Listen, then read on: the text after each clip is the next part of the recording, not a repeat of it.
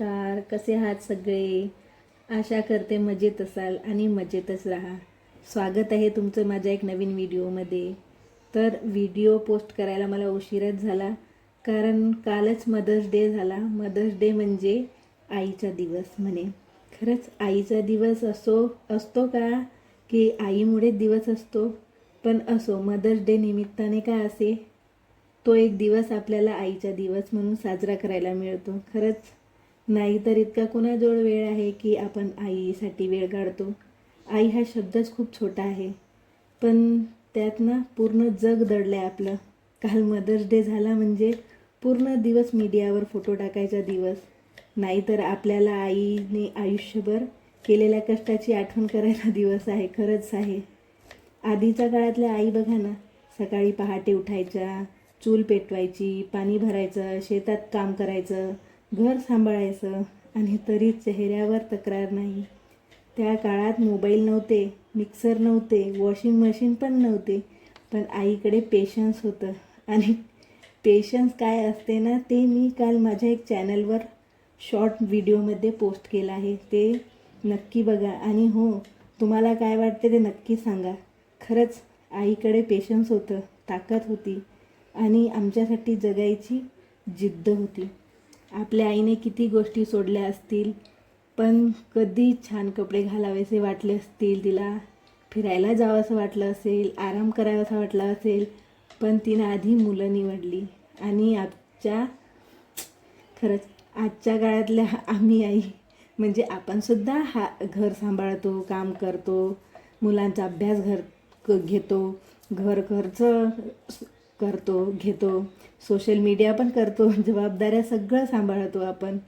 फरक फक्त एवढाच आहे, पूर्वीची आई थकल्या तरी शांत राहायचं नाही, आणि आजच्या आई हसत हसत थकवा लपवतात. खरंच आई ही आईच असते.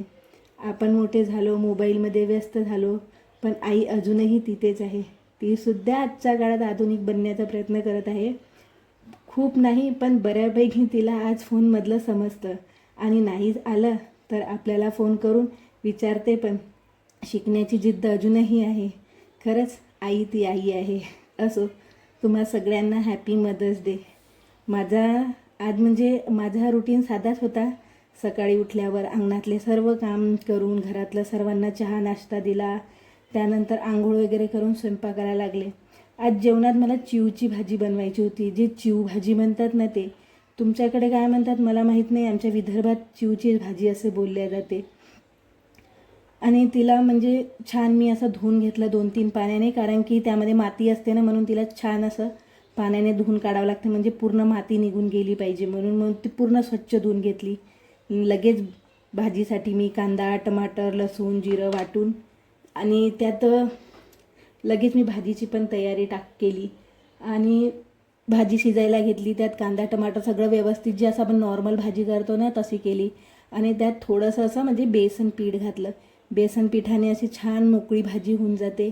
आमच्या इकडे अशीच बनवतात. तुमचे काही असे म्हणजे बेसन करून मुटकी केल्यासारखे वाफवल्या जाते, त्या प्रकारे केल्या जाते. पण माझ्या घरी अशीच भाजी आवडते, म्हणून मी अशीच भाजी करते नेहमीच. तुमच्या घरी कशी करते ते नक्की कमेंटमध्ये सांगा, आणि करून बघा. ही भाजी खूप शरीरासाठी थंड आहे, आणि म्हणजे थंडावा असा वाटतो, म्हणून ही भाजी केल्या जाते. आणि उन्हाळ्यातच ही भाजी मिळते, नंतर भाजी मिळत नाही ही. तर अशा प्रकारे मी भाजी केली, बेसन वगैरे घालून छान अशी भाजी केली. मोकळी जी भाजी होते ना, तसं मोकळी भाजी करून घेतली. आणि स्वयंपाकाला म्हणजे तसं मी साधाच स्वयंपाक केला, आज जास्त काही केलं नव्हतं मी. आणि आज सगळ्या कामाला उशीर झाला होता, म्हणून पूजा पण मी सगळं स्वयंपाक वगैरे झाल्यावरच करणार होती, म्हणून मी आधी स्वयंपाकाला लागले आणि पूर्ण कामं करून घेतले. त्यानंतर सोबतच मग मी पोळ्या वगैरे करायला लागल्या, कारण माझ्या घरी सगळ्यांना जेवताना गरम गरम पोळ्या लागतात. म्हणजे मीच सवय लावली आहे तशी, असं काही त्यांचा आग्रह नाही आहे, पण मलासुद्धा असं वाटते की त्यांनी गरम गरम पोळ्या जेवल्या पाहिजे, म्हणून मी ते जेवण्याच्या वेळेसच मी पोळ्या करत असते. म्हणून सगळ्या पोळ्या मी करून घेतल्या. आणि मी पोळ्या करताना की नाही अशी पोळी लाटून त्यावर मस्त छान तेल लावते, आणि त्याच्यावर कणिक भरून छान असे मोदक कसं भरल्या जाते तशा प्रकारे करते. आणि पोळ्या करायला घेतल्या. त्या पोळ्या करायला घेतल्या ना की असं पोळी अशी छान टुमटुम अशी भरते. म्हणजे मी एका ताईचं बघितलं होतं, त्यांनी सांगितलं होतं की अशा प्रकारे पोळी म्हणजे बाजूनं अशी फुटत नाही आणि छान अशी फुगल्या जाते. मी तशी म्हणजे त्रिकोणी अशी पोळी लाटून त्रिकोणी करून तशा प्रकारच्या पोळ्या करते.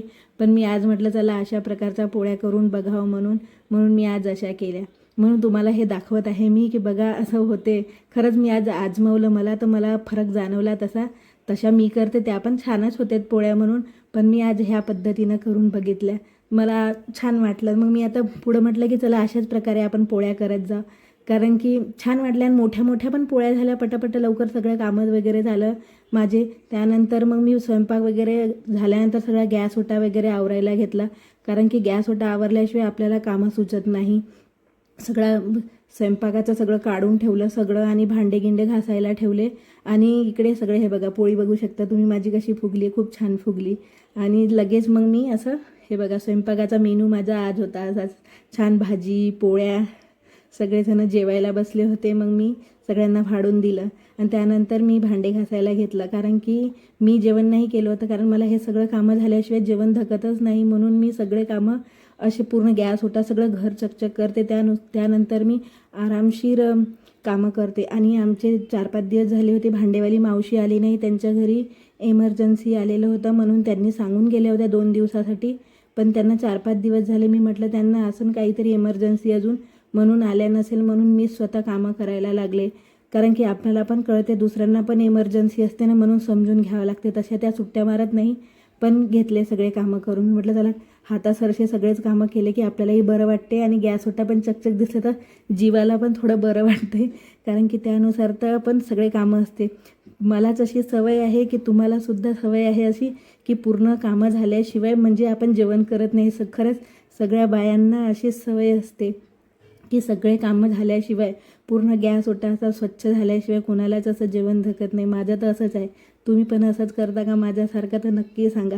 आणि हो सोबतच मग वरती जे झाडं ठेवलेले छोटे छोटे ते मनी प्लांटची मी बॉटल्समध्ये लावून ठेवलेलं आहे, ते सुद्धा मी असे पाणी त्याचं काढून वगैरे सगळं बदलून घेतलं आणि नवीन पाणी टाकून सगळं भरून घेतलं त्याला, कारण त्यांना पण 2-2, 3-3 दिवसांनी पाणी बदलावं लागते. उन्हाळ्याचं पाणी गरम होऊन जाते ना, म्हणून मी असं करते. तर असा होता माझा आजचा साधा सिंपल रुटीन. व्हिडिओ आवडल्यास लाईक शेअर करा आणि हो कमेंट करायला विसरू नका. आणि हो सबस्क्राईब केल्याशिवाय जाऊ नका. चला तर तोपर्यंत बाय.